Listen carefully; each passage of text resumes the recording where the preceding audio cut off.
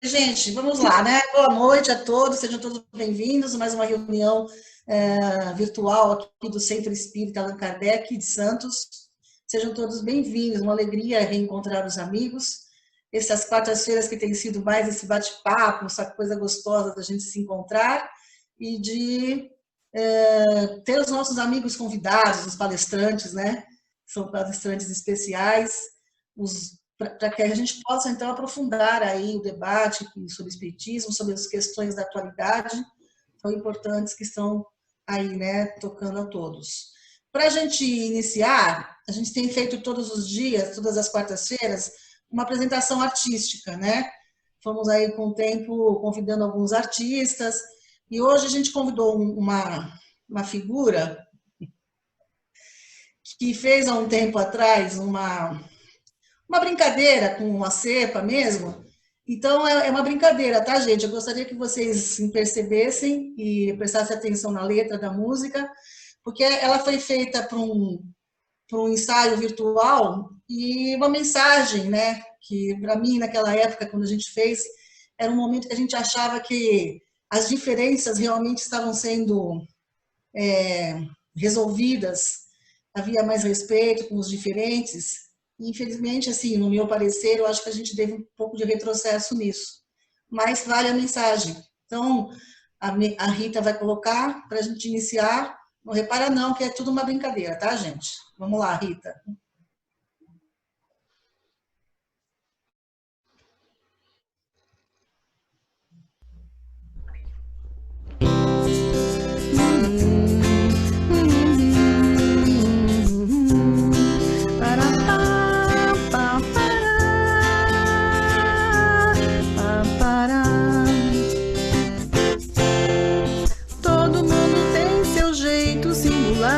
De ser feliz, de viver e de enxergar. Se os olhos são maiores ou são orientais, e daí? Que diferença faz? Todo mundo tem que ser especial, em oportunidades, em direitos, coisa e tal. Seja branco, preto, verde, azul ou lilás, e daí? Que diferença faz? Já pensou tudo sempre igual? Ser mais do mesmo tempo todo não é tão legal. Já pensou sempre tão igual? Tá na hora de ir em frente. Ser diferente é normal. É normal. Ser diferente é normal. É normal. Ser diferente é normal. De crescer, aparecer e se manifestar. Se o peso na balança é de uns quilinhos a mais, e daí? Que diferença faz? Todo mundo tem que ser especial, em seu sorriso, sua fé e no seu visual. Se curte tatuagens ou pinturas naturais, e daí? Que diferença faz? Já pensou tudo sempre igual? Ser mais do mesmo tempo todo não é tão legal. Já pensou sempre tão igual? Tá na hora de ir em frente. Ser diferente é normal. É normal. Ser diferente é normal. É normal. Ser diferente é normal.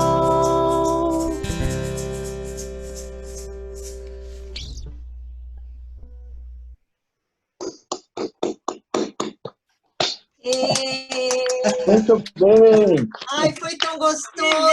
Lembrei da gente cantando junto, todo mundo, né? Foi distribuído um monte de coisa para a gente ficar diferente, ficar normal. Parabéns, Ai, Sandra, parabéns. obrigada pela lembrança. Eu não ia conseguir nunca tocar e cantar ao vivo, então eu lembrei dessa... Ai, foi ótimo, foi uma Lembrei lembrança dessa linda, brincadeira. porque foi muito gostoso e vem bem para o momento atual. Muito obrigada, viu? Obrigada por essa foi uma... Obrigada por relembrar. Obrigada. E ela foi foi no estúdio, né? Profissional, extremamente profissional. No meu estúdio. Muito Mas legal. é porque a gente fez, essa aí era a voz das mulheres, que também tinha a voz dos homens. Aí a gente espalhou, né, ensaiou e cantamos juntos encontro da CEPA, se não me engano, essa daí foi em Porto Alegre. Que a gente fez. Exatamente. Exatamente. Exatamente. Eu, na época que eu ganhei, eu peguei, né, um chapéuzinho que a gente punha, cada um pegou uma coisa, um óculos, e cantamos juntos, foi muito gostoso. Verdade, foi muito legal. Foi ótimo. Então, essa aí foi a minha Obrigada. apresentação para vocês, tá bom? Uma brincadeira. Muito obrigada. Bem, Márcia Rabani, nossa presidente, por favor, nesse momento, apresentar o nosso palestrante e fazer a abertura. Milton, começar agradecendo muito você ter aceito o convite da gente. Todo mundo aqui te conhece, principalmente o pessoal do SEAC. A gente te recebe com o maior carinho e vamos ver o que o Milton está trazendo para a gente, né? O Milton é gaúcho, né? Atua na área de direito como professor, promotor e procurador da Justiça. Foi membro do Conselho Superior do Ministério Público do Rio Grande do Sul de 90 a 91. É jornalista, diretor de comunicação social do Centro Cultural Espírita de Porto Alegre, parece CEPA, né? CEPA, diretor do jornal Opinião e do Encarte América Espírita. Publicados durante muitos anos em Porto Alegre, também articulista do jornal Abertura, do Instituto Cultural Kardecista de Santos, São Paulo. Todo mundo acompanha, né? Aqui em Santos, estudioso da filosofia kardecista, orador dinâmico.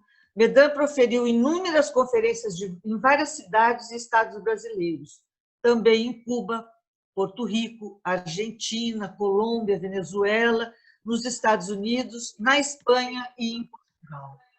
Foi presidente da CEPA de 2000 a 2008, por 2 mandatos, e atualmente ele é assessor para assuntos internacionais nessa instituição.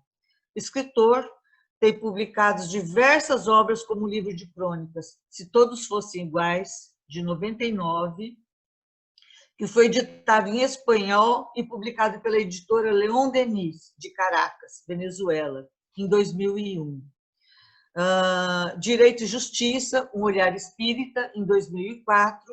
O Espírito de um Novo Tempo, ou Um Novo Tempo para o Espírito, em 2009. É coautor das obras A CEPA e a Atualização do Espiritismo, editado pelo Centro Cultural Espírita de Porto Alegre, em 2001. Espiritismo, o pensamento atual da CEPA, em 2002. Todos publicados pela editora Imprensa Livre de Porto Alegre. Traduziu do espanhol para o português o livro A História da Psicologia, de John Aspúrua, em 2002. Medam, temos certeza que vamos aprender muito com você, todo mundo querendo muito a sua presença aqui, bem-vindo, e vamos ouvir você agora. Obrigado, Márcia, obrigado, Sandra, obrigado, amigos que estão aqui conosco hoje, boa noite a todos. A Márcia disse que eu edito um jornal que se chama Opinião, do Centro Cultural Espírita de Porto Alegre, e a edição que está saindo hoje, ela tem como título de capa Espíritas Conectai-vos. Parafraseando a famosa frase do Espírito da Verdade, Allan Kardec, quando disse: Espíritas, amai-vos, este é o primeiro mandamento, e instruí-vos, este é o segundo. Mas no momento em que nós vivemos, para externar o nosso amor, para exercitar o nosso amor e continuarmos nos instruindo, parece que esse é o meio, né? Conectarmos-nos. Então aqui estamos, eu me sinto imensamente feliz com essa iniciativa do Centro Espírita Allan Kardec, e aliás nessa edição do Opinião, eu destaco essas 2 iniciativas, que são mais próximas de nós. A do SEAC, de Santos, e a do CIMA, lá da Venezuela, que também está semanalmente realizando uma palestra com convidados de diversos países, exatamente no horário, no dia e no horário em que, há muitos anos, os companheiros lá do CIMA costumavam realizar as suas palestras públicas. Lá é muito interessante, eu até digo que provavelmente essa prática não fosse possível no Brasil. Eles fazem a palestra pública semanal ao meio-dia dos domingos. E estão fazendo, nesse mesmo horário, estão fazendo via internet e agora com muito mais amplitude, porque convidam companheiros de outras partes do mundo e também contam com um auditório que normalmente é bem maior do que aquele número de pessoas que habitualmente se reúne para assistir uma palestra. Então, conectemo-nos e sigamos nos amando e nos instruindo como sempre. Alegria imensa em estar com vocês nessa oportunidade.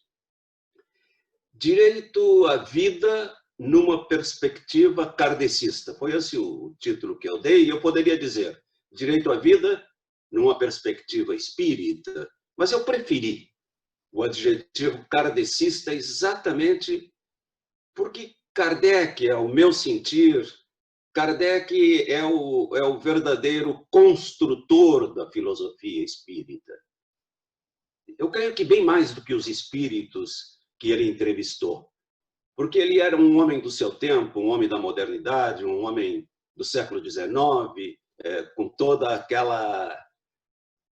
aquele legado de Pestalozzi, de Jean-Jacques Rousseau, de Kant, e ele estava impregnado dessas ideias da modernidade, dessas ideias de liberdade, e ele colocava isso, creio eu, bem mais nas perguntas que ele elaborava aos espíritos do que nas próprias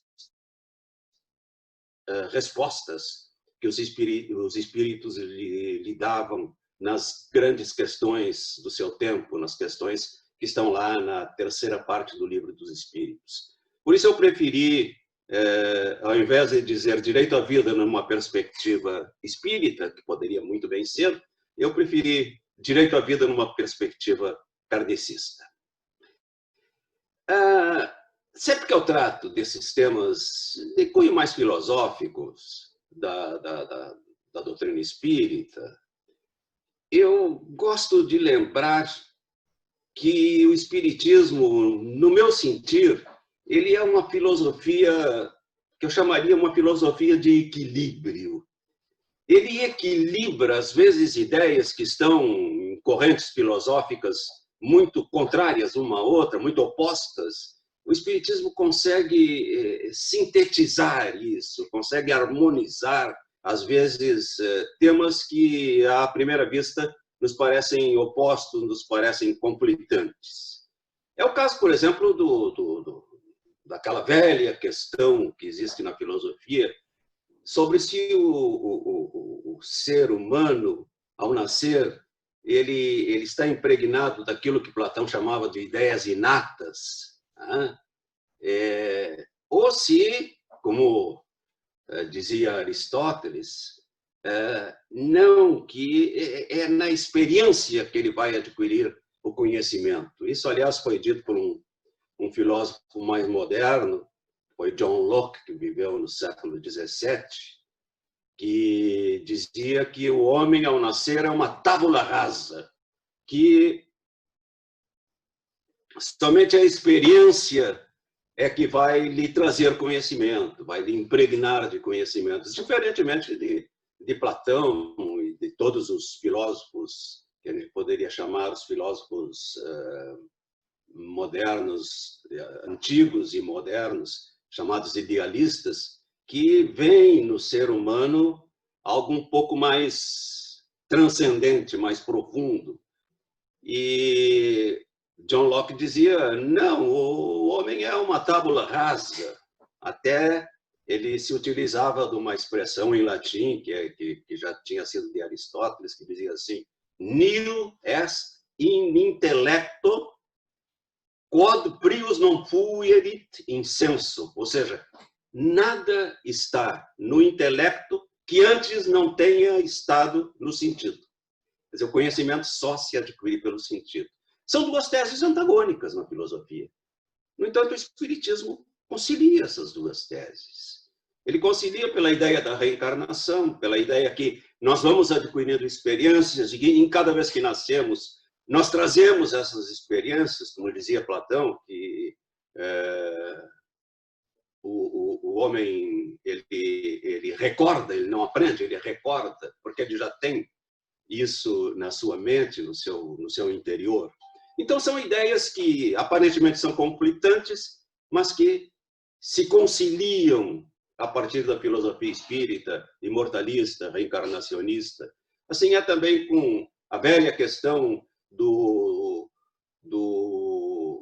livre-arbítrio ou do determinismo. Nós estamos sob leis determinísticas ou temos o livre-arbítrio? Ora, no Espiritismo essas coisas se conciliam, como bem sabemos, porque nós vamos adquirindo o livre-arbítrio, vamos ampliando o nosso livre-arbítrio na medida em que vamos conhecendo melhor. Então, essa ideia, ela está muito presente em todas as grandes questões da filosofia espírita. E é por isso mesmo que eu gosto muito de uma expressão de um filósofo, de um pensador espanhol, Manuel González Soriano, que escreveu um livro chamado El Espiritismo es la Filosofía. O Espiritismo é a filosofia. Ele viu no Espiritismo, ele que era um estudioso principalmente de Kant, ele viu no Espiritismo exatamente essa capacidade de fazer a síntese do pensamento humano. E é dele essa frase aqui: o Espiritismo não é nem uma filosofia, nem uma seita religiosa, mas é a filosofia da ciência e da religião e da moral. É a síntese essencial dos conhecimentos humanos aplicada à investigação da verdade. É a ciência das ciências. Ele via no Espiritismo exatamente essa capacidade de estabelecer, de criar uma síntese do pensamento humano. Por que eu estou dizendo isso? Porque esse tema da vida humana, da vida física, para as religiões, para as antigas religiões, e que está na teologia das religiões cristãs, do judaico-cristianismo, a ideia da vida física, o valor da vida física, ele é muito questionado e muito questionável, porque, e o Espiritismo diz também que a verdadeira vida é a vida do espírito.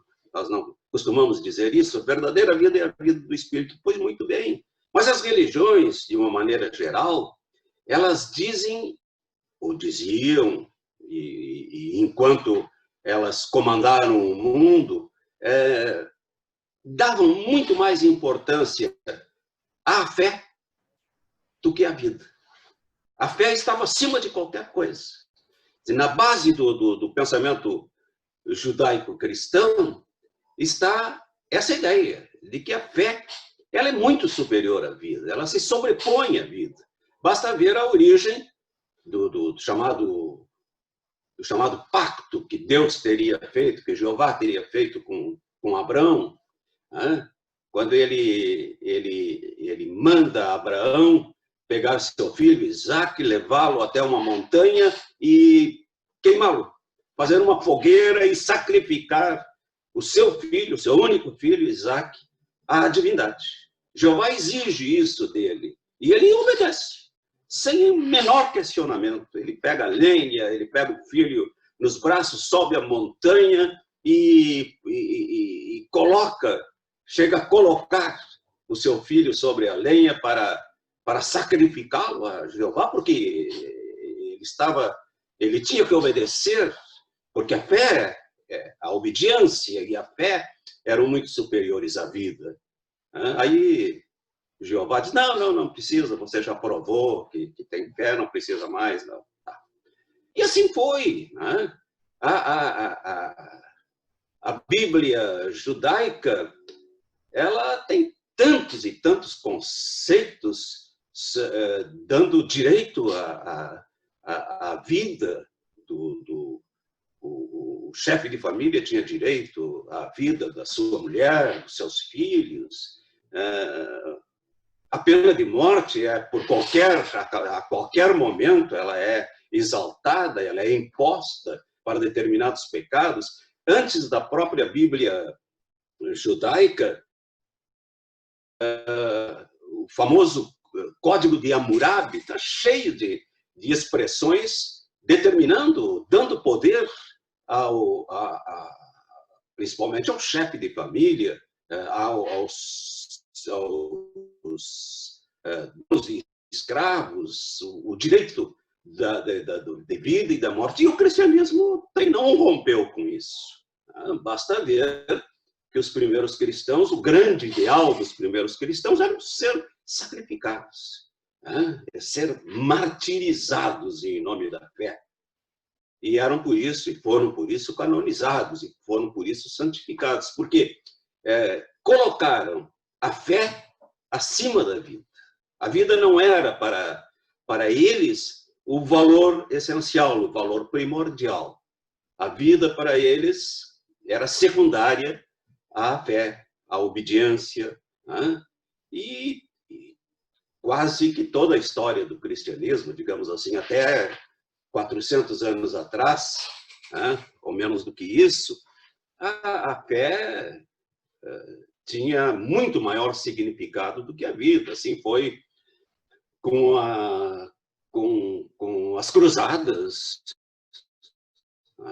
que marchavam os cristãos a Jerusalém para libertar a terra sagrada, mesmo que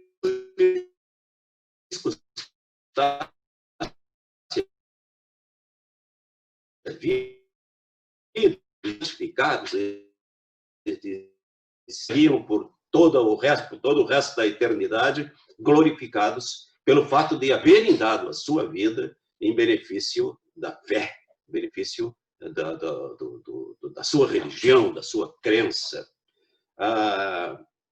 Assim foi também com aquele episódio que, entre nós, não é muito lembrado, mas que teve tanto significado quanto esse das cruzadas, que foi a presença dos cátaros lá no sul da França, aquela religião, aquela seita, aquela crença que se estabeleceu ali, advinda do cristianismo, e contra a qual, porque eles seriam hereges, a igreja lutou terrivelmente, lá pelo ano de 1200, por aí, século XIII, mais ou menos por aí, quando se estabeleceu uma guerra sangrenta entre os católicos e os cátaros.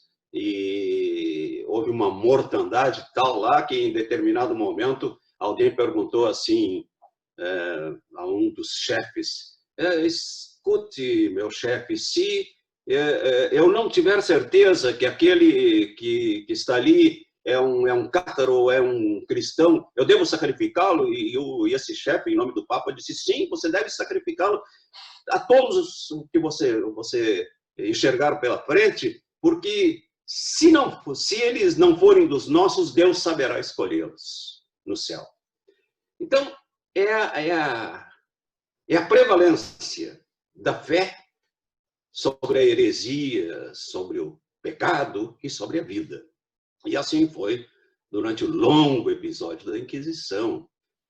A Inquisição que fez tantos pensadores serem sacrificados, terem a sua vida sacrificada. Basta lembrar o nosso grande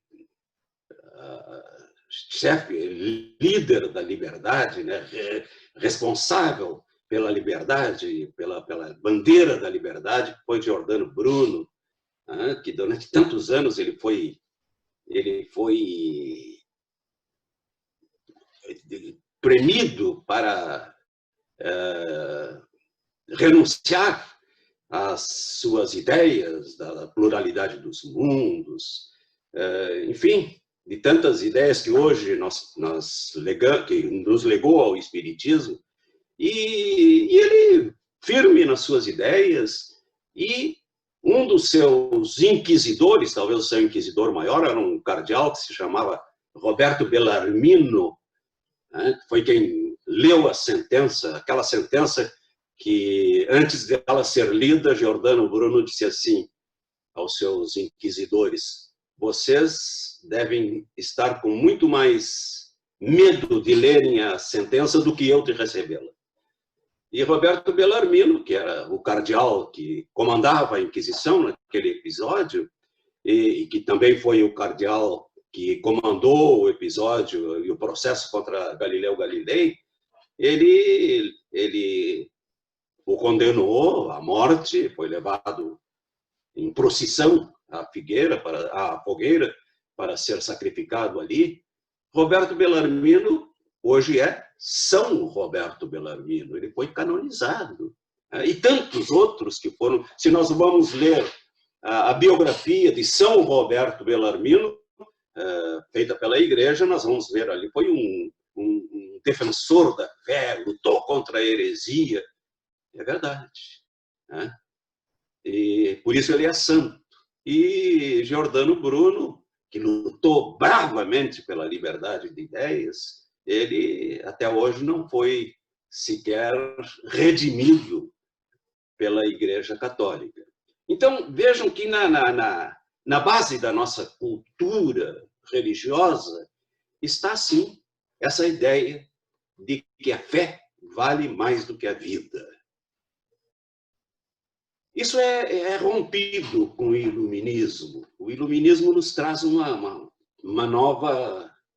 novo conceito de vida. Né?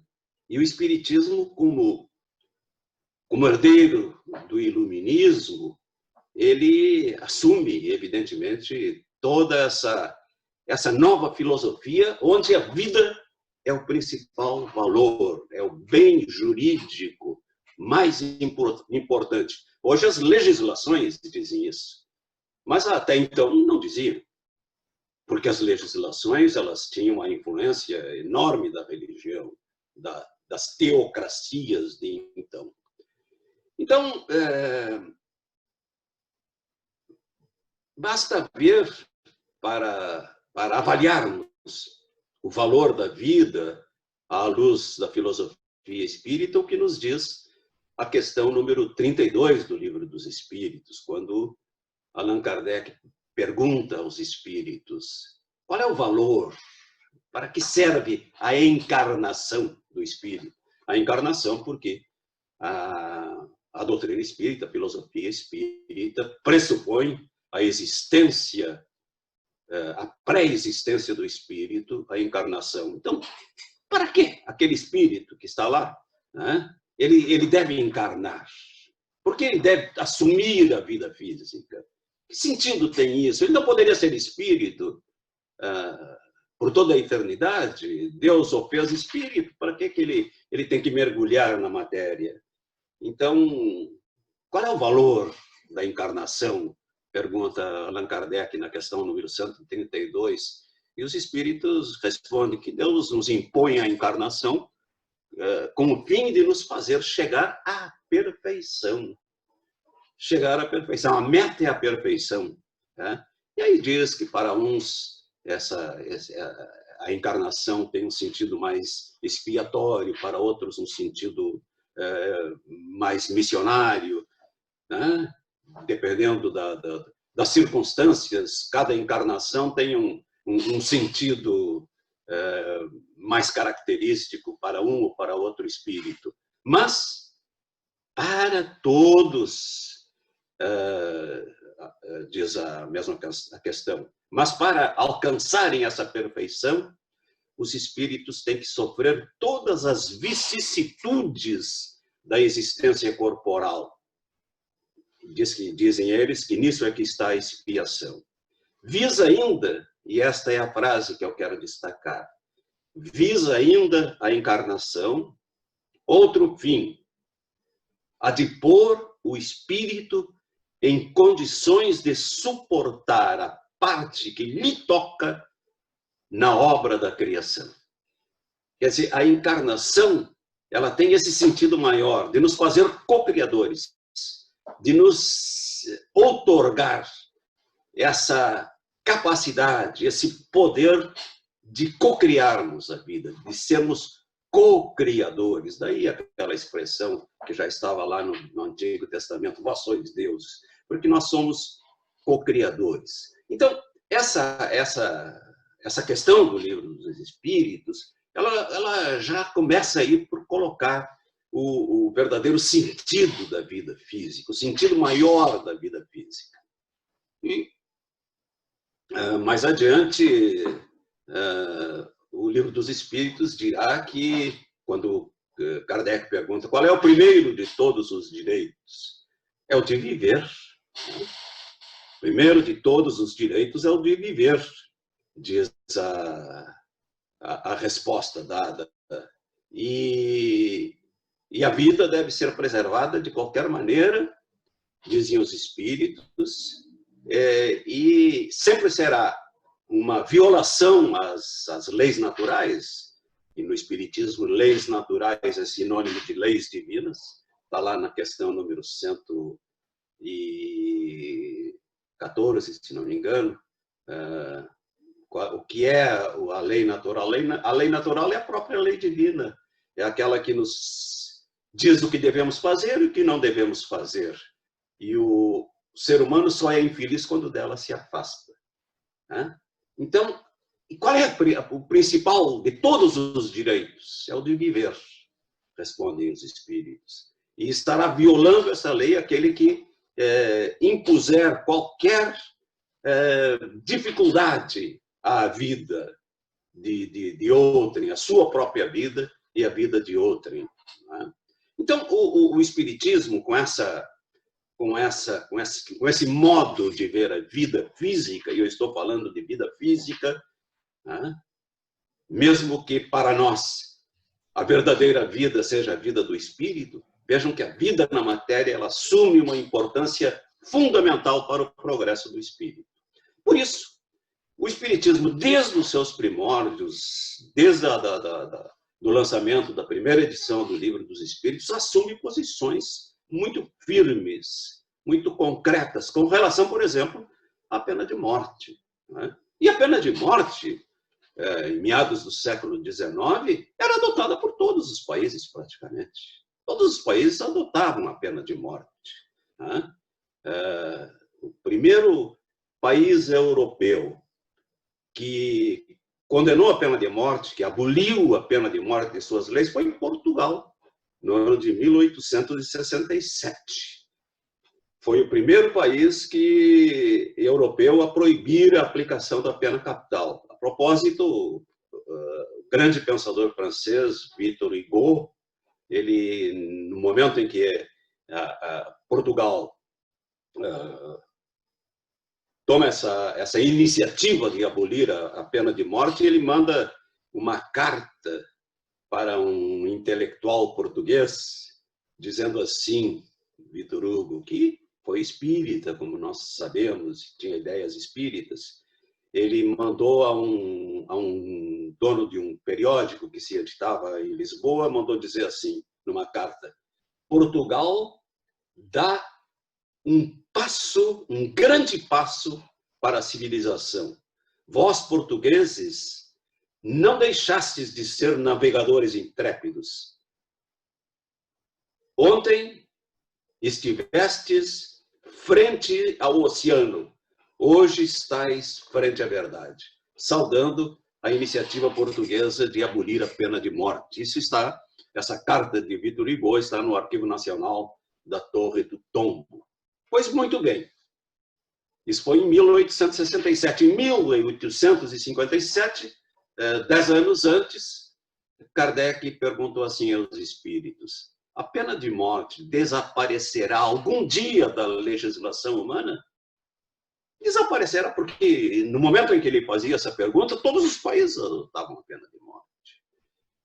E os espíritos, sem titubear, responderam, a pena de morte desaparecerá inquestionavelmente, e sua supressão marcará um verdadeiro progresso da humanidade. Quando os homens estiverem mais ilustrados, a pena de morte será completamente abolida na Terra.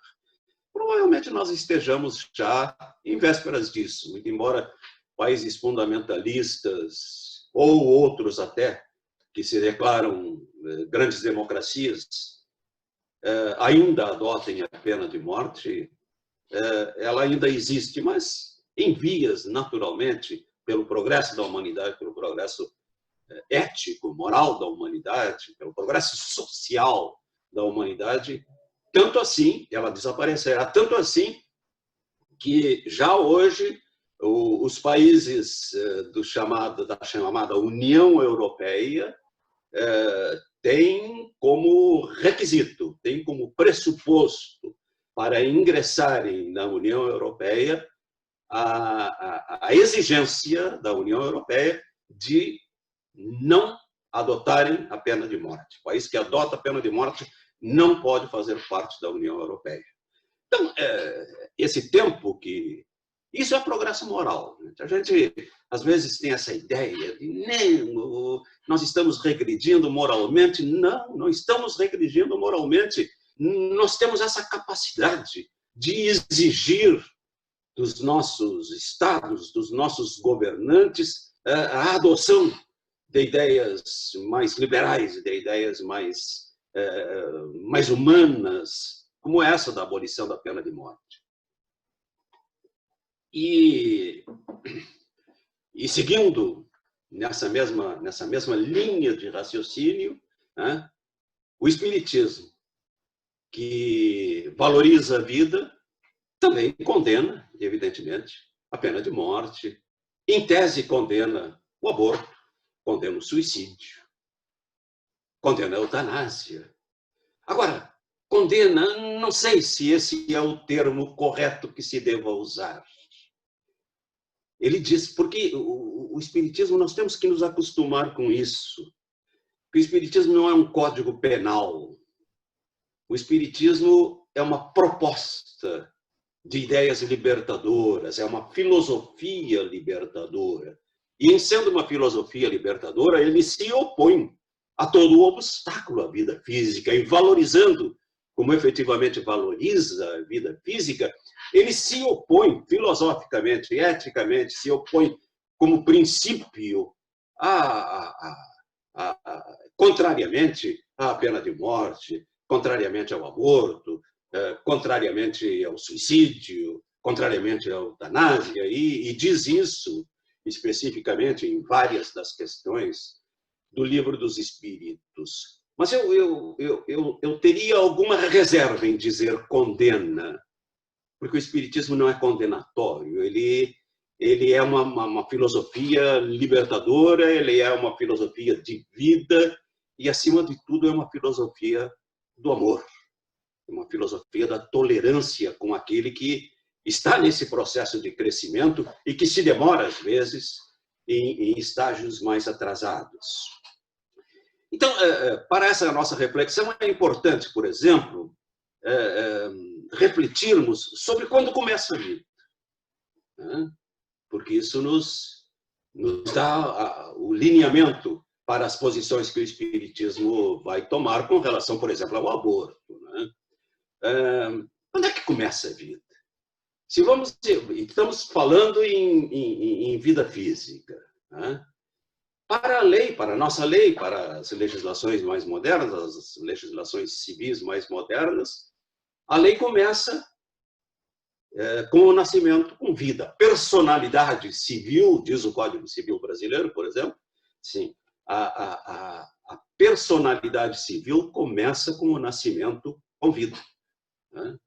Porque a lei não pode pressupor a existência do espírito, não há essa cultura generalizada. Então, a lei, para efeitos, a vida, para efeitos jurídicos, começa, personalidade civil começa com o nascimento com vida, embora, isso diz o Código Civil, a lei põe a salvo alguns futuros direitos do ser concebido. Mas a vida, efetivamente, em termos jurídicos, vai começar com o nascimento em vida. Para o Espiritismo, quando é que começa a vida? Vamos falar em vida física. A vida espiritual, ela antecede, quem sabe há quanto tempo que ela antecede a cada encarnação, quantas encarnações tivemos, e isso é vida, e isso é a verdadeira vida. Mas a vida física, quando começa? Para a religião tradicional, para o cristianismo, a vida começa na concepção. Porque creem os cristãos, as religiões cristãs, os crentes das religiões cristãs, que no momento da concepção, Deus está criando um corpo e uma alma. Quer dizer, atribuem a Deus essa função criadora do corpo e da alma no momento da concepção. Nós, espíritas, defendemos uma outra hipótese, né? O espírito pré-existe, a vida física vai começar ali com a concepção. Essa crença de que Deus, no momento da concepção, insere ali uma alma, cria ali uma alma, ela serviu e serve de muitas críticas, como, por exemplo, o Pietro Baldi, o espiritualista que viveu aí em Santos, e que foi um grande pensador espiritualista. Ele escreveu certa vez assim: com a criação da alma no ato da concepção física, rejeitando essa ideia, né? Então, escreveu Pietro Baldi, com a criação da alma no ato da concepção física, Deus deveria estar à disposição do homem que a exigisse, obrigado a criar somente quando este quisesse. Quer dizer, Deus estaria subordinado à vontade do homem, no momento em que ele copula, no momento em que há o ato sexual da criação da vida física, Deus estaria ali presente para criar. Quer dizer, seria a vontade do homem e não de Deus, né? É uma crítica que Pietro Baldi fazia a essa tese de que Deus cria o corpo e a alma num paralelismo, né, psicobiológico. Como é que o Espiritismo vê isso? Quando é que começa a vida mesmo, a vida inteligente, a vida de relação, digamos assim, a vida do ser humano, a vida física? É correto dizer que é no momento da concepção? O Espiritismo tem uma forma um pouquinho diferente de ver isso. O Livro dos Espíritos diz assim, quando Kardec pergunta quando é que se dá a união da alma e do corpo, né? Em que momento a alma se une ao corpo? Os Espíritos respondem assim para ele na questão 344. A união começa na concepção, mas só é completa por ocasião do nascimento. Desde o instante da concepção, o espírito designado para habitar certo corpo, a este se liga por um laço fluídico. Um laço fluídico é um laço energético, não é um laço exatamente físico. É um laço energético, é um laço psíquico, né? Se liga por um laço fluídico que cada vez mais vai se apertando até o instante em que a criança vê a luz. Vê que é um processo. Não é o espírito está ali presente naquele momento da concepção e passa a fazer parte do óvulo e do espermatozoide, né? Que se unem ali para a formação de um ser humano. Não, há apenas uma ligação, digamos assim, fluídica. Eles usaram esse termo, uma ligação energética, uma ligação psicológica, não significa a presença física ou a presença factual do espírito ali, né? Então, complementam até os espíritos a resposta dizendo: o grito que o recém-nascido solta anuncia que ela se conta no número dos vivos. Ela, a criança, se conta no número dos vivos e dos servos de Deus. Quer dizer, ali é que começa efetivamente a vida na sua plenitude, a vida física na sua plenitude. Então, é uma visão que já é um pouco diferente da visão teológica, da visão tradicional cristã. E é por isso que nós temos também que ter uma visão um pouco diferente no que tange aos eventuais acidentes ou até busca da interrupção dessa concepção durante esse processo, que é um processo cujo laço se vai apertando vagarosamente, cada vez mais, até o momento do nascimento. Tanto que, numa pergunta seguinte, Kardec faz a seguinte pergunta aos espíritos: que faz o espírito, aquele espírito que está lá já ligado fluidicamente, energeticamente, psiquicamente ao corpo, informação? Então Kardec pergunta: que faz o espírito se o corpo que ele escolheu morre antes de se verificar o nascimento? Ele não está cogitando aqui se morre por ação humana ou por acidente, enfim, se isso acontecer, né?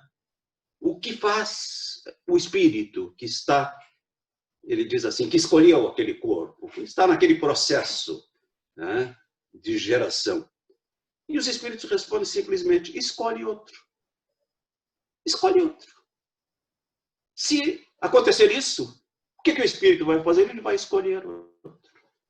Então, isso nos dá uma dimensão um pouco diferente daquela dimensão dura, assumida pelas religiões com relação ao aborto. É um acidente, é sim, e se isso foi cometido voluntariamente, é sim uma violação às leis naturais, mas não é algo sem remédio.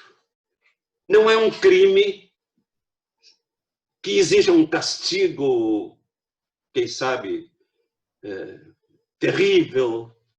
E também, me parece, por esse contexto, que não é algo que vá infringir àquele espírito a dor, o sofrimento que, por via religiosa, por via de cultura religiosa, nós assumimos, nós presumimos que esse ser vá sofrer. Por aquela resposta, ele, que viu o seu projeto, quem sabe, se desmanchar naquele momento, ele vai escolher outro. Ele vai iniciar um outro processo de início de vida física. Vai buscar, porque a busca, no sentido da vida plena, é constante em todo ser inteligente, em todo espírito. Então, sim, como diz a questão 358 do Livro dos Espíritos, quando Kardec pergunta: constitui crime a provocação do aborto em qualquer período da gestação? Sim, há crime sempre que transgredisse a lei de Deus. Eu prefiro dizer a lei natural, baseado naquele conceito que eu já emiti antes. A lei divina é a mesma lei da natureza. É assim que a filosofia espírita vê. Uma mãe, ou quem quer que seja, cometerá crime sempre que tirar a vida de uma criança antes do seu nascimento. Por isso que impede uma alma de passar pelas provas a que serviria de instrumento o corpo se ele estivesse sendo formado. Mas ele vai escolher outro. O espírito não vai brecar o seu processo, porque essa é uma lei, a lei de progresso é uma lei a qual nós todos estamos jungidos, né? Nós teremos outra oportunidade. A lei natural, ela é generosa, ela nos propicia isso. Eu estou com isso querendo dizer que o aborto não é um crime, que um aborto não deve ser combatido? Absolutamente. O aborto, sim, nós devemos evitá-lo, mas evitá-lo inteligentemente. Evitá-lo dando condições a todas as mães que estão nesse processo de poderem ter uma maternidade feliz, uma maternidade tranquila, uma maternidade com seus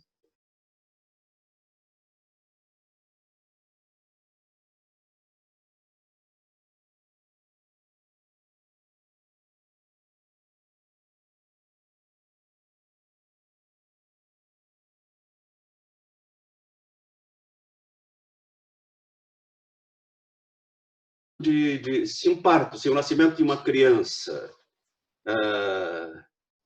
vou ler como está aqui, se não há outro meio de salvar a vida da gestante,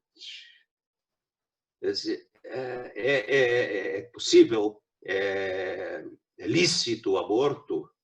E os espíritos respondem, sim, é preferível salvar a vida já existente em detrimento daquela que está em formação, daquela que está começando, daquela que está no início do processo. Vejam bem o que acontece quando os espíritos respondem isso. Eles estão criando ou visualizando, contemplando um novo sujeito de direito. Até então, ou na visão tradicional, religiosa, o único sujeito de direito num processo de gestação, quem é? É o ser que está sendo gerado. Com essa resposta, que até hoje não é aceita, a propósito, pela teologia cristã.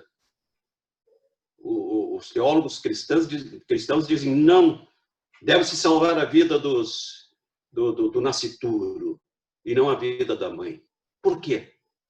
Porque se dá ao ser que está naquele processo uma sacralidade que não se concede, essa mesma sacralidade não é concedida, não é outorgada a esse outro ser que está ali, que é a mãe. Aqui há um deslocamento dessa escala de direito. Não se sacraliza, ou se sacraliza, se quisermos usar esse termo, se há de sacralizar ambas as vidas. E no confronto de uma com outra, isso se chama em direito de estado de necessidade, quando os dois têm um direito, mas tem que salvar, tem que se sacrificar um direito para que o outro possa ser exercido, isso se chama estado de necessidade. E em direito, na ciência jurídica, é uma das chamadas causas excludentes de antijuridicidade. Ela retira a criminalidade daquele ato. E eu diria mais que não é apenas aí, nessa previsão que o Livro dos Espíritos fez, rompendo com a tradição cristã, não é só aí que se está reconhecendo, ou que se deva reconhecer, a existência de um outro sujeito de direito nesse processo, a mãe. E por outras razões, quem sabe, que não estão contempladas na lei, né?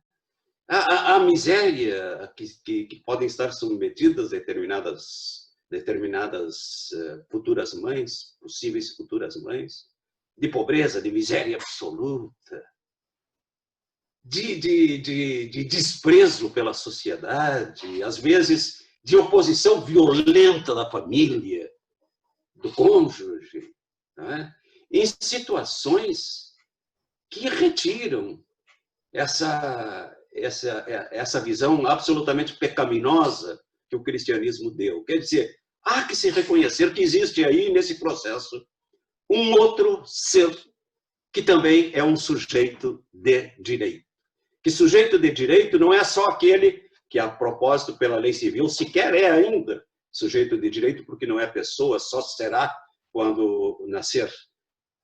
Mas para a religião, ele é sujeito de direito com mais direitos, com direitos de sacralidade que não é outorgado também à mãe, à sua mãe. Então, essa visão, assim, ela poderá mudar a nossa postura, sem deixarmos de condenar o aborto, sem deixarmos de compreendê-lo como uma violação, em tese, uma violação às leis naturais. Nós seremos capazes de contemplar esse fenômeno com olhos de ver, com olhos de sentir, com olhos de amor. Eu diria, assim como disse certa vez Paulo Freire, a leitura do mundo precede a leitura da palavra. A leitura do mundo precede a leitura da palavra, seja essa palavra tida como sagrada, seja a palavra tida como legal, né? Nós temos que ler o mundo, nós temos que fazer esse exercício de empatia com relação ao outro ser que está envolvido nisso, para compreendê-lo melhor. E assim também, isso ocorre também, e talvez assim com tintas até bem mais fortes, por exemplo, em episódios de suicídio. O espiritismo condena o suicídio, condena o suicídio. O suicídio é uma interrupção da vida física por todas aquelas razões que eu já elenquei antes, que fazem da vida algo importante, né? Não deve ser interrompida, nem no seu processo inicial, e nem ao curso do seu desenvolvimento físico. Mas quantas vezes, ou quem sabe quase sempre, quem sabe é regra até, que o suicida esteja vivendo situações que ele não consegue contornar. Nós tivemos recentemente o caso de um artista, um velho artista, por todos nós muito querido, que foi o Flávio Miliaccio, que com 85 anos de idade, ele não suportou mais a vida. Ele deixou uma pequena carta antes de se suicidar, dizendo: eu não estou mais conseguindo viver, eu estou com 85 anos, o velho é desprezado, o velho não tem direito mais a nada, ele não pode fazer. Na minha idade, eu como artista, já não tenho mais condições de trabalhar. E ele deixou essa pequena carta dizendo que ele não suportava mais. E se suicidou, eu vou condená-lo por isso. Um artista de 85 anos, que teve uma vida que todos nós admiramos, que foi boa para todos nós, que o admirávamos. Ele, com 85 anos, talvez pobre, nesse enorme conflito social em que nós vivemos, e particularmente nesse momento histórico em que nós vivemos, que as pessoas já não têm mais condições de trabalhar, não têm condições de se autossustentar, né? Ele não aguenta e se retira a vida. Eu vou dizer que ele vai para o Vale dos Suicidas, mas nunca se fala, quando se fala em Vale dos Suicidas, não se fala no Vale dos Exploradores Econômicos, né? Não se fala naqueles que exploram os seus empregados e que os deixam em situação de miserabilidade, ou que lhes negam um emprego, que lhes negam uma ajuda, que lhes neguem uma assistência. Não se ouve falar em vales dessa gente, mas se ouve falar em vales do suicídio. Então, devemos olhar com um olhar mais complacente.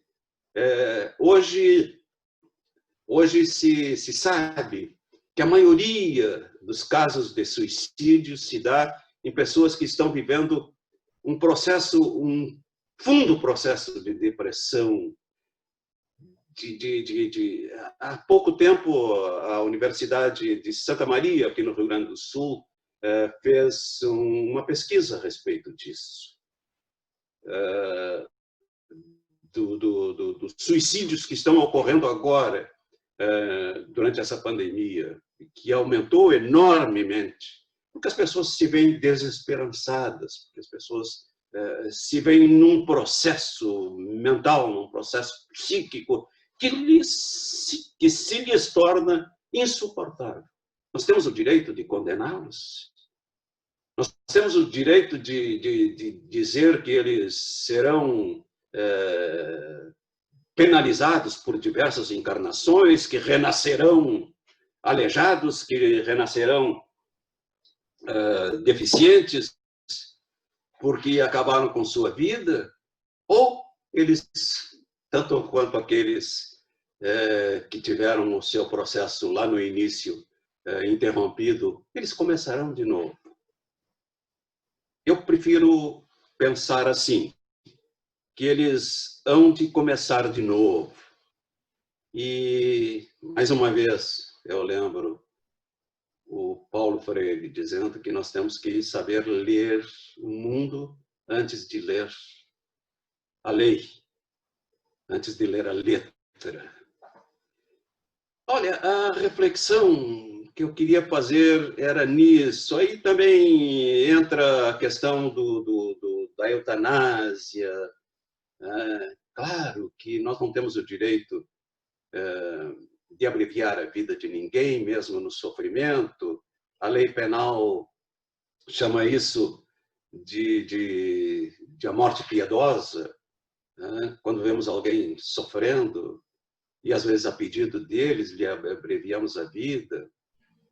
São situações muito duras, são situações muito tristes, e que nós devemos entender uma coisa, que o Espiritismo ele é fruto da idade da razão. Ele sucedeu ao iluminismo, ele pôs acima de tudo a razão.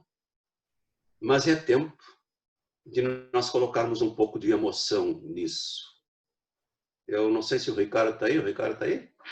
O Ricardo, esses dias, quando nós estamos, a Jacir e eu estamos escrevendo um livro sobre ética, e na minha parte, que foi examinada pelo CPDOC, eu, em determinado momento, fazia uma relação entre o iluminismo e entre os velhos tempos, entre a Idade Média e o iluminismo, que deixou a fé para trás para nos colocar a razão. E eu usei, pronto, aí está o Espiritismo. Escrevi isso no livro. E no exame que o CPDOC fazia, o Ricardo colocou uma anotação, pronto, tu não vais aí, quem sabe, não seria um momento de trazer as ideias de alguma coisa sobre as ideias de Freud, que não existiam. Não existia psicologia, como a entendemos hoje, no tempo em que surgiu o Espiritismo. O Espiritismo surgiu como uma proposta eminentemente racional para se opor à ideia fideísta que a sucedeu. Mas depois desse iluminismo, como muito bem diz Le Ferry, diz assim, agora nós tivemos um primeiro humanismo que nos foi trazido pelo iluminismo, pelo racionalismo. Mas agora nós temos que viver o segundo iluminismo, o segundo humanismo, que é o humanismo com amor. Nós temos que colocar um pouco de amor, de emoção, que ainda não estava desenvolvida cientificamente ao tempo em que surgiu a doutrina espírita, todo esse estudo sobre a mente humana, sobre as emoções humanas. Nós temos que temperar a visão racional que nós espíritas temos que temperar essa racionalidade com um pouco mais de emoção, com um pouco mais de carinho, com um pouco mais de amor, com uma visão mais humanista amorosa do ser humano.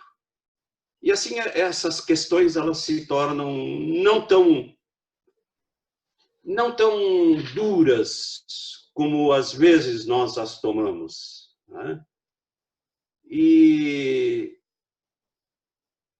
podemos dizer assim, como disse, aliás, como disseram, aliás, os espíritos a Allan Kardec, quando ele fala assim, vem cá, quando no suicídio, quando um louco se mata, há culpabilidade nisso? E os espíritos respondem, não há culpabilidade quando não há intenção ou perfeita consciência da prática do mal. Não há culpabilidade quando não há intenção ou perfeita consciência da prática do mal. E eu lembro Platão que dizia, ninguém é deliberadamente mal. Ninguém é deliberadamente mal. À luz da filosofia espírita, nós podemos entender melhor o que Platão queria dizer com isso. A ignorância, os distúrbios que vamos desenvolvendo em nós próprios, os distúrbios emocionais, eles vão criando situações que não nos tornam totalmente irracionais diante daquilo que para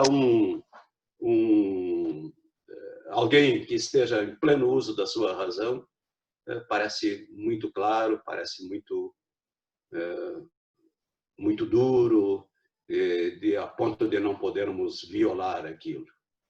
Eu acho que assim nós somos um pouco mais humanos. E com isso valorizamos melhor a vida. A vida que o Espiritismo nos ensinou a valorizar, sim. Como ninguém, talvez como nenhuma outra filosofia, o Espiritismo nos ensinou a valorizar a vida, nos ensinou a glorificar a vida, como o fez aquele poeta mexicano que escreveu esse belíssimo poema que eu gosto de recitar, o Amado Nervo. Foi um intelectual mexicano, foi diplomata, e que conheceu o Espiritismo no fim da sua vida e fez, já quando estava perto de morrer, ele fez esse pequeno poema em louvor à vida, quando sentia que a vida lhe sumia, a vida física lhe sumia. Ele disse assim, já bem perto do ocaso, eu te bendigo, ó vida, porque nunca me deste esperança mentida, nem trabalhos injustos, nem pena imerecida. Porque vejo, ao final de tão rude jornada, que minha sorte foi por mim mesmo traçada, que se extraiu doce mel ou fel das coisas, foi porque eu as adocei ou as fiz amargosas. Pois ao plantar roseiras, eu sempre colhi rosas. Por certo, aos meus ardores sucederá o inverno. Mas tua vida, não me disseste que maio fosse eterno. Longas achei, confesso, minhas noites de penas. Não me prometeste, porém, noites boas apenas. E em troca, vi algumas doces e serenas.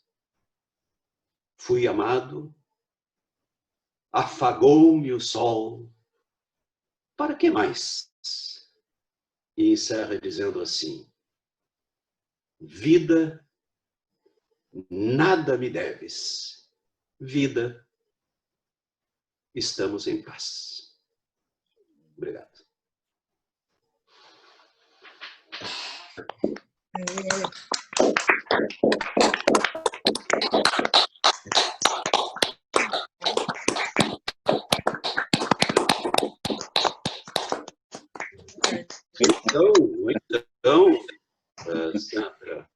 Oi, Milton. conhece uma música, você conhece muito bem uma música que diz assim, em espanhol: Solo le pido a Dios que el dolor no me sea indiferente, que la reseca muerte no me encuentre vacío y solo sin haber hecho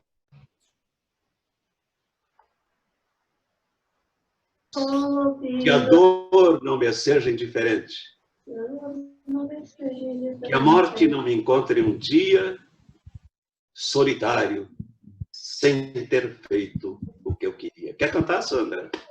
Solo le pido a Dios que la reseca muerte no me encuentre vacío y solo sin haber hecho lo suficiente. Oh, Deus! A mais admirável cantora da Argentina.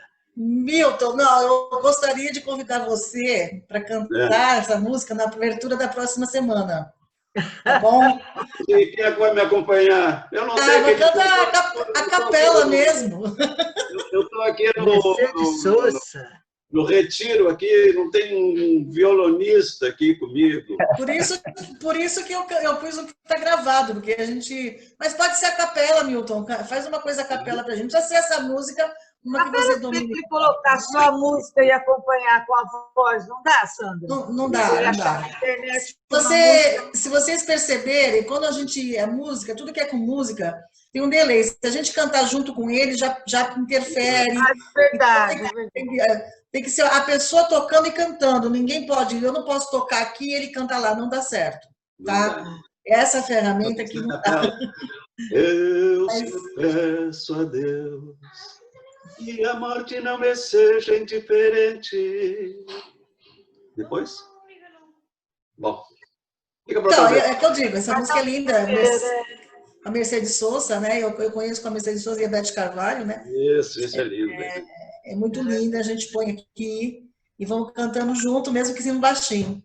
Gente, tá, Milton, nossa, muito obrigada mesmo, mas antes, a gente vai agora abrir aqui para algumas perguntas. Eu já quero passar aqui para a Márcia, me pediu que ela quer fazer uma colocação sobre a sua fala. Márcia, pode falar, pode abrir o microfone. Ah, sim, está aberto, né?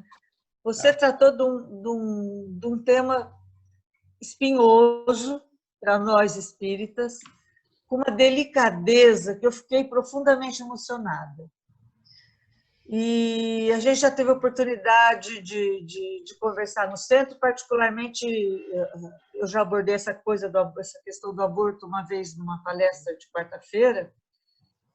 Eu acho que a grande questão é a gente ser generoso com as pessoas, porque ninguém sabe o que está na cabeça e no sentimento de cada um, o que fez cada um tomar aquela decisão que é profundamente dolorosa, né? Não deve ser fácil tomar a decisão de um aborto, e acho que a gente, nós espíritas, temos que ter atenção para essa questão do julgamento.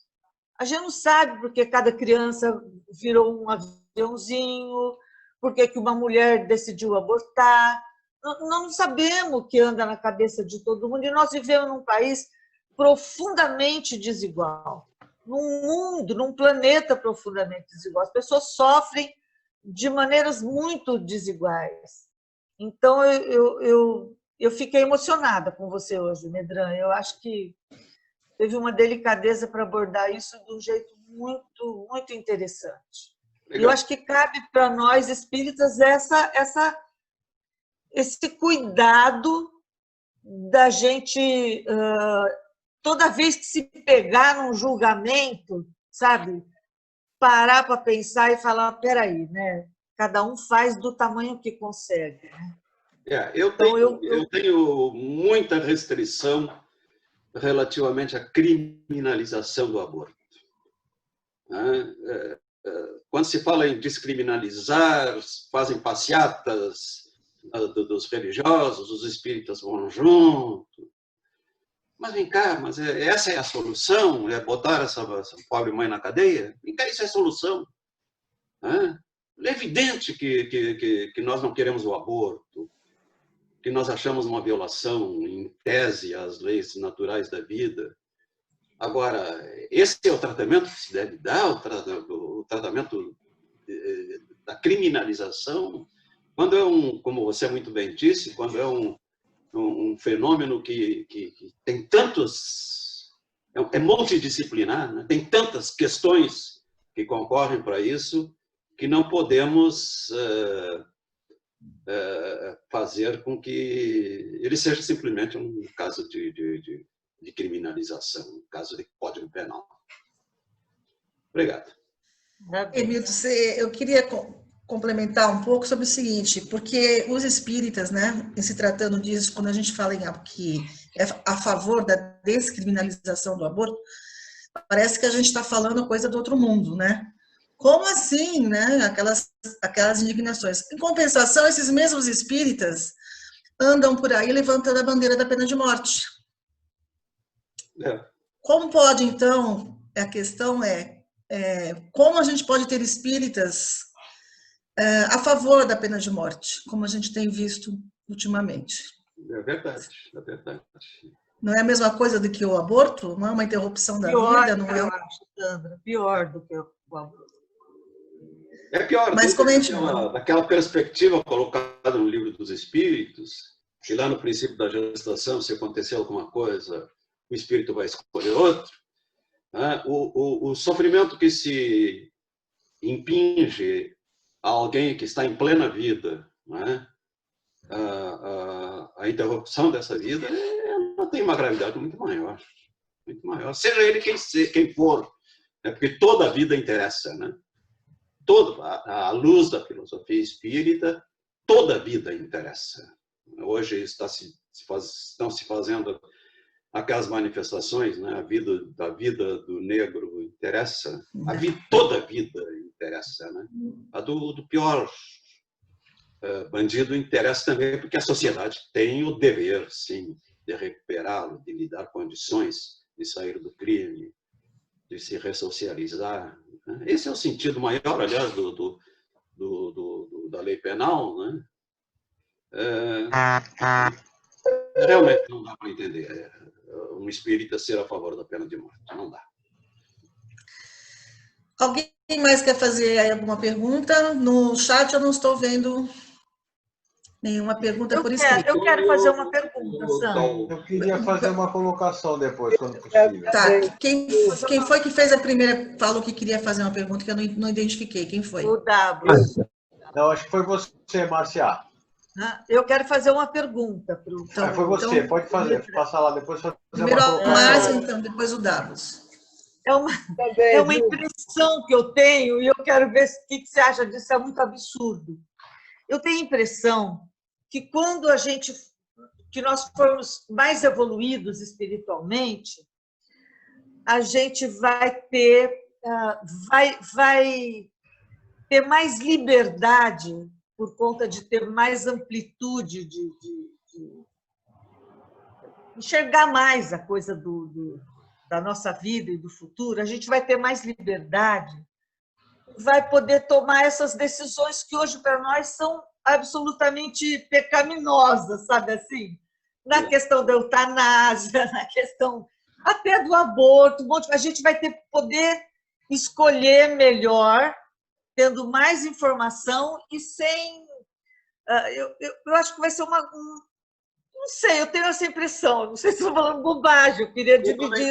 Eu também posso encaixar um pedaço de pergunta junto aí, Milton? É o seguinte, eu acho legal essa parte da liberdade, mas se a gente pensar no futuro, alguém mais espiritualizado, também com mais sabedoria para tomar decisões que evitem, né, uma gravidez indesejada, pelo menos como tentativa, né? E a partir daí a gente não precisa nem passar por esse sofrimento todo, né? Não dá para evitar uma gravidez quando você violentada. Eu também tenho essa... Nesse caso, o aborto é permitido, né, Sandra? Nesse caso, o aborto é permitido.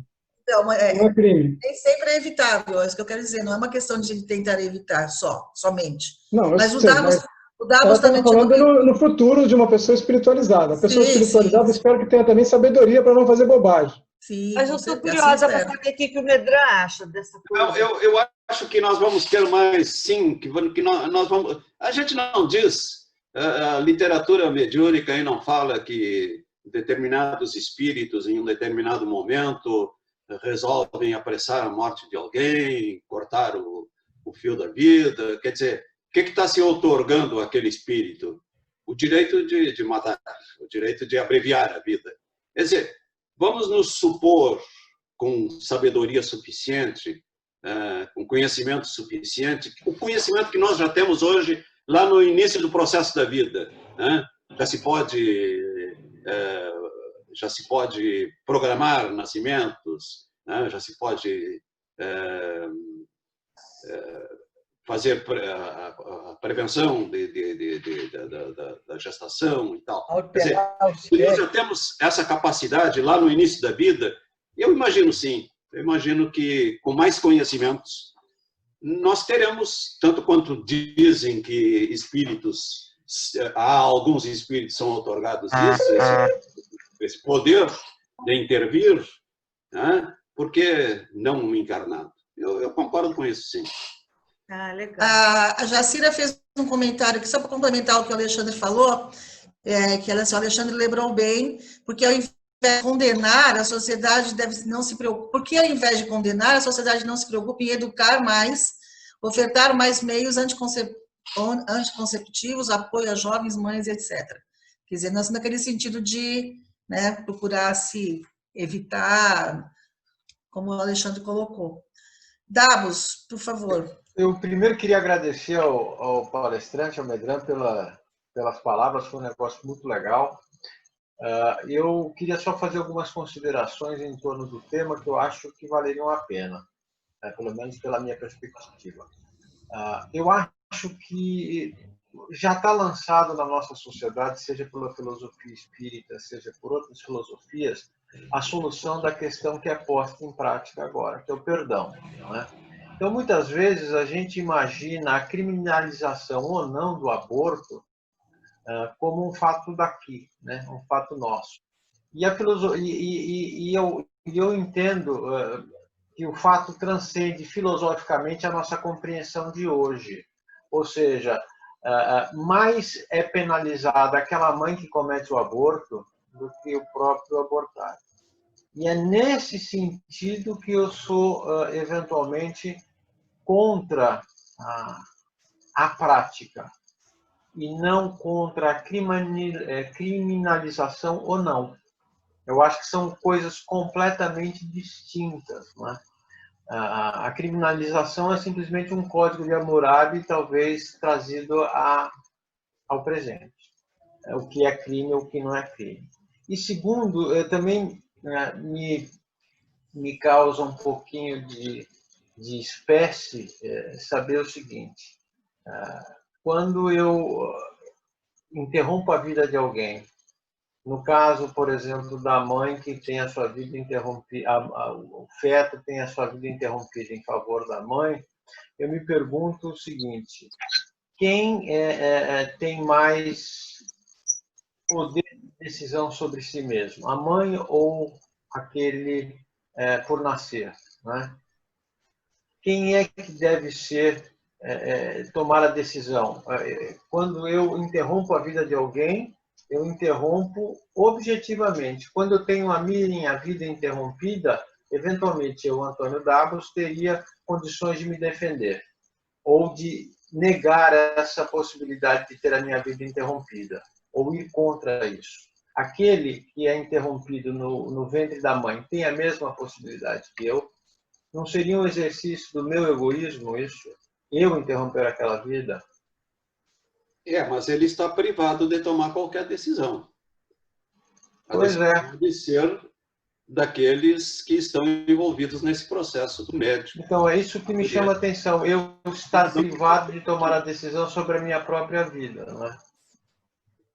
Ele não tem absolutamente condições. Agora, mas tudo bem. A vida dele, diferentemente do que ensina a teologia cristã parte da ideia de que nós estamos matando corpo e espírito ali, porque aquele espírito ele não vai reencarnar. Não, eu acho que não. Reencarnação na teologia cristã. Agora, na filosofia espírita,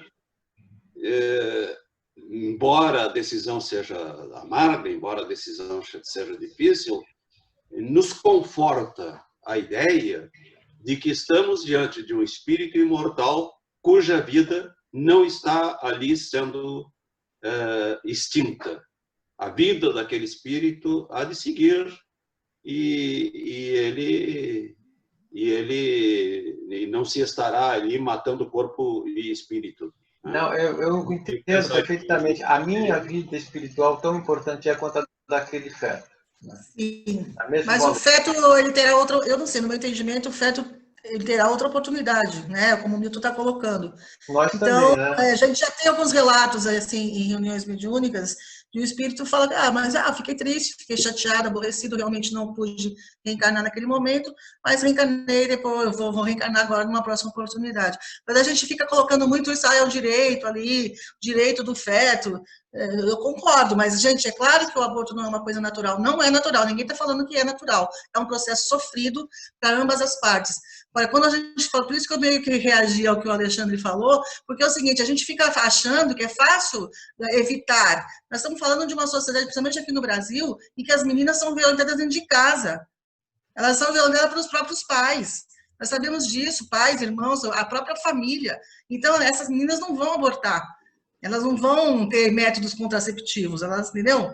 Então, a gente simplifica muito essa questão de sabe, vamos tentar educar. Claro que tem educação, mas existe uma coisa lá dentro, que é a violência, lá mais funda, profunda, que é a violência, e que a gente não tem como controlar isso nesse momento. Por isso que eu reagi, né? Não é uma questão da mulher bonitinha que resolveu, esqueceu de tomar a pílula, engravidou e depois vai lá e aborta. Isso aí a gente não precisa nem falar. Né? Não é por aí. Mas, nesse sentido, tem uma pergunta aqui que eu gostaria de passar para você, Milton, que também é relacionada à questão dos espíritos. Como conciliar as respostas, muitas vezes, austeras e deterministas dos espíritos em relação a ir contra as leis naturais, como as punições proporcionais ao delito, como a complexidade das relações biopsicossociais na Terra. Quer dizer, a gente lê na literatura espírita que realmente existe, né, umas respostas bem austeras em relação a esses temas. Tá? Então, a pergunta é do Vitor. Quer que eu leia para você? Não, eu acho que eu já entendi. Né? É aquilo que eu tentei dizer ao início da minha exposição, que era por isso que eu preferia o título de visão kardecista e não espírita, porque se nós formos às respostas dadas pelos espíritos, nós vamos encontrar muitas vezes aquela cultura aquela funda cultura religiosa, dogmática, que, enfim, foi a cultura da vida deles. Né?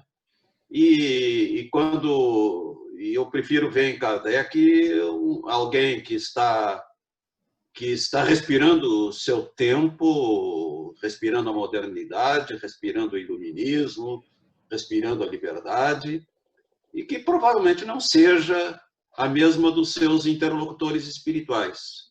E é por isso que a gente tem que estar sempre refazendo essas questões, refletindo sobre elas, contextualizando a época em que surgiu a doutrina espírita e trazendo-a mais para as experiências humanas que nós fomos acumulando nesses 2, 3 últimos séculos.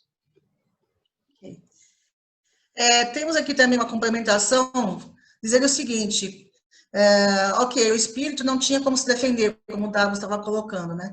Mas esse é o pressuposto. A questão em discussão aqui é a seguinte: temos o direito de condenar a mulher que tomou a decisão?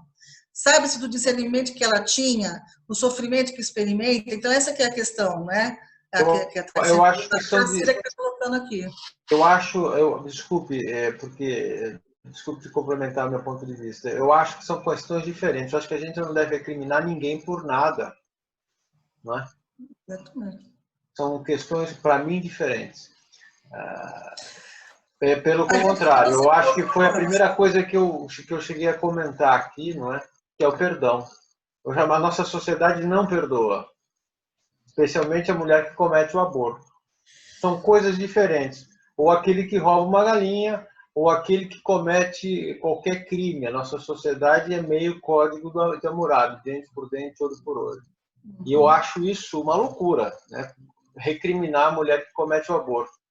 Para mim, ou qualquer tipo de crime, qualquer iniciativa que pela sociedade seja julgada inadequada.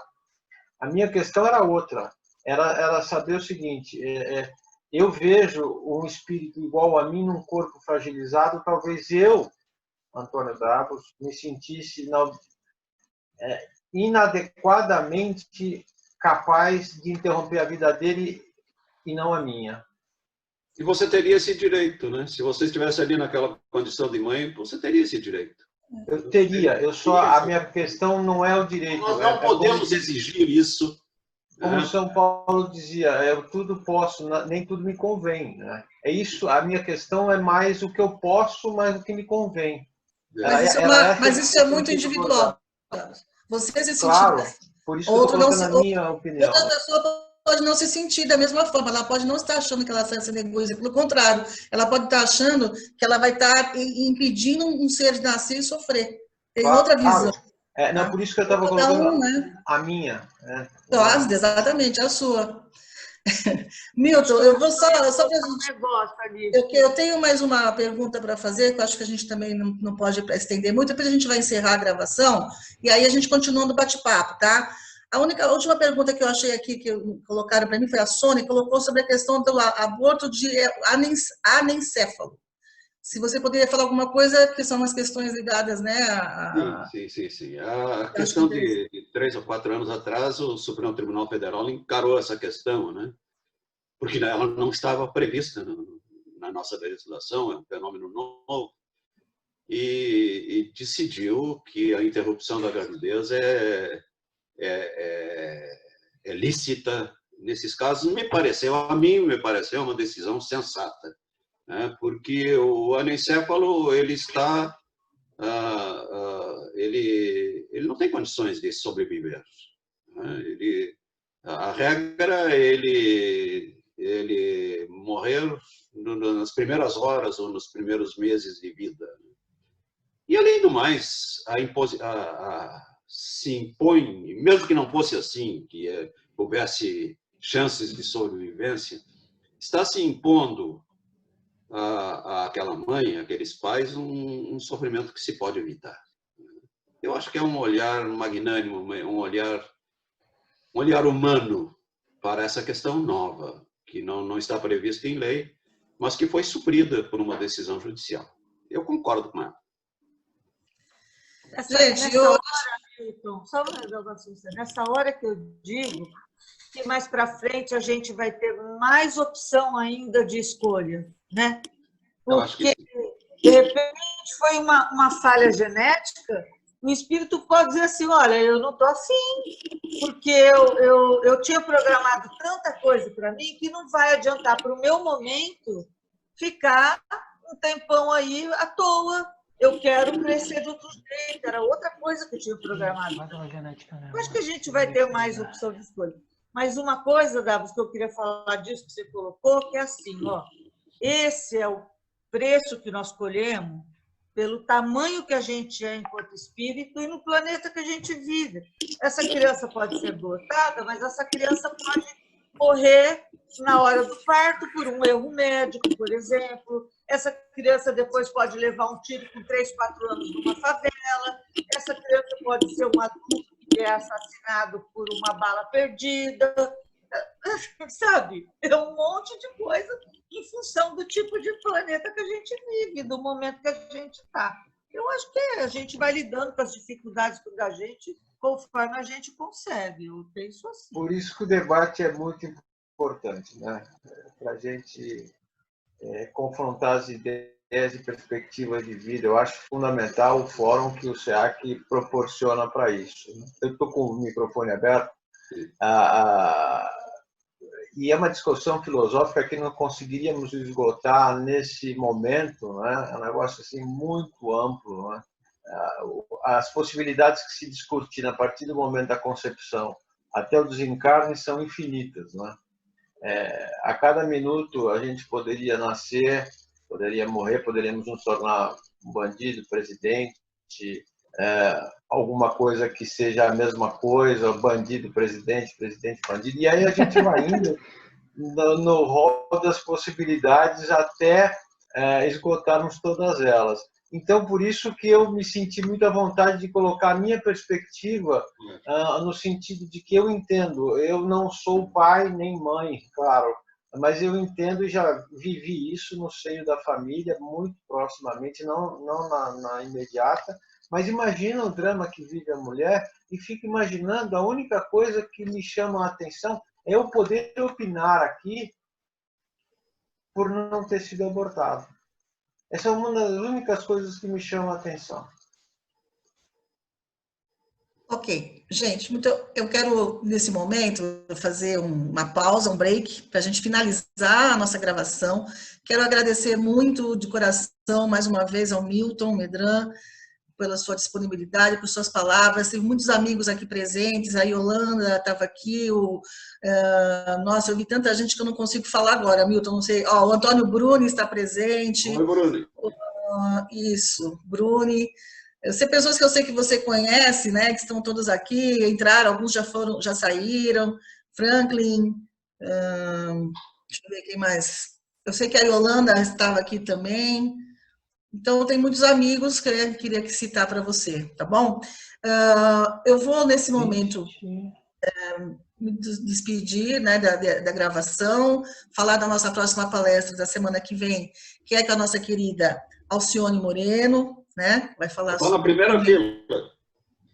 Primeira fila, né, o Milton? Então, eu convido todos a estarem novamente aqui na próxima quarta-feira. E aí, para a gente encerrar, nós vamos colocar numa música, e Milton, se nós tivéssemos conversado antes, a gente podia pôr a música que você cantou, mas a gente acabou não conversando, né?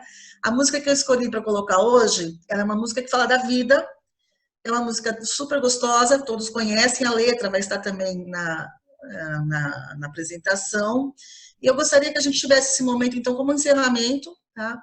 Para a gente refletir, fazer uma